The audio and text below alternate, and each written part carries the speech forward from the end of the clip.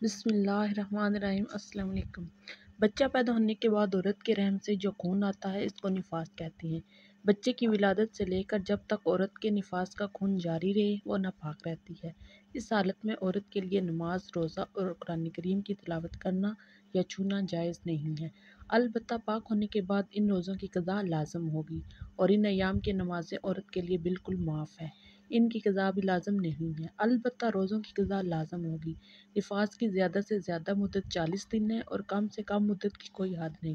اگر کسی عورت کو ایک آدھ گھڑی خون آ کر بند ہو جائے تو وہ بھی نفاس ہے، لہٰذا اگر کسی عورت کو 40 دن کے اندر اندر خون آئے تو وہ نفاس کا ہے اور 40 دن کے بعد خون آنا بند ہو جائے تو وہ پاک سمجھی جائے گی۔ اس صورت میں وہ 40 دن یا سوا مہینہ تک ناپاک شمار نہیں ہوگی، لہٰذا وہ پاکی غسل کر کے نماز شروع کر دے، اور اگر 40 دن کے بعد خون آنا شروع ہو جائے تو وہ بیماری کے لائق ہے۔ مزید دینی مسائل کے حل کے لیے اس چینل کو سبسکرائب